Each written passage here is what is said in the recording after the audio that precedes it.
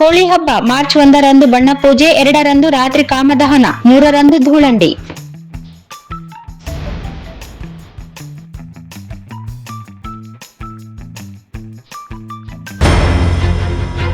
ನಗರದ ತಿಮ್ಮಾಪುರ ಪೇಟೆಯ ಶ್ರೀ ಬಾಲಮಾರಮ್ಮ ದೇವಸ್ಥಾನದ ಆವರಣದಲ್ಲಿ ಹೋಳಿ ಹಬ್ಬ ಆಚರಣೆ ಕುರಿತು ಪೂರ್ವಭಾವಿ ಸಭೆ ಗಾಂಧಿ ಚೌಕ್ ಹನುಮಾನ್ ದೇವಸ್ಥಾನದ ಅರ್ಚಕ ಹನುಮೇಶ್ಚಾರ್ಯ ಅರಶಿಣಿಗೆ ಅವರ ನೇತೃತ್ವದಲ್ಲಿ ಜರುಗಿತು. ಸಭೆಯಲ್ಲಿ ಮಾರ್ಚ್ 1ರಂದು ಸಂಜೆ 6:30 ರಾತ್ರಿ 8 ಗಂಟೆಯವರೆಗೆ ನಗರದ ವಿವಿಧ ಬಡಾವಣೆಗಳಲ್ಲಿ ಬಣ್ಣದ ಪೂಜೆ ನಡೆಸಲು ತಿಳಿಸಲಾಯಿತು. ಮಾರ್ಚ್ 3ರಂದು ಹುಣ್ಣಿಮೆ ಇದ್ದು ಅಂದೇ ಚಂದ್ರಗ್ರಹಣವಿರುವುದರಿಂದ ಮಾರ್ಚ್ 2ರಂದು ಸೋಮವಾರ ರಾತ್ರಿ 12:05 3:51 ಕಾಮದಹನ ಮಾಡಬೇಕು. ಮಾರ್ಚ್ 3ರಂದು ಮಂಗಳವಾರ ಬೆಳಗ್ಗೆ 6ರಿಂದ 1ರವರೆಗೆ ಧೂಳಂಡಿಯನ್ನು ಆಚರಿಸಲು ನಿರ್ಣಯಿಸಲಾಯಿತು. ಹಬ್ಬದ ಸಂದರ್ಭದಲ್ಲಿ ನಗರದ ಎಲ್ಲಾ ಬಡಾವಣೆಗಳಲ್ಲಿ ನೀರಿನ ಸಮಸ್ಯೆ, ವಿದ್ಯುತ್ ಸಮಸ್ಯೆಯಾಗದಂತೆ ಕ್ರಮ ಕೈಗೊಳ್ಳುವಂತೆ ಸಂಬಂಧಪಟ್ಟವರಿಗೆ ಮನವಿ ಮಾಡಲಾಯಿತು. ಅಲ್ಲದೆ ಯಾವುದೇ ರೀತಿಯಲ್ಲಿ ಅಹಿತಕರ ಘಟನೆಗಳು ನಡೆಯದಂತೆ ಸೂಕ್ತ ಬಂದೋಬಸ್ತ್ ವ್ಯವಸ್ಥೆ ಮಾಡುವಂತೆ, ಶಾಂತಿ ಕಾಪಾಡುವಂತೆ ದೇವಸ್ಥಾನದ ಪದಾಧಿಕಾರಿಗಳು ಹಾಗೂ ಕಾರ್ಯದರ್ಶಿಗಳು ಆರಕ್ಷಕರಿಗೆ ಮನವಿ ಮಾಡಿದ್ದಾರೆ.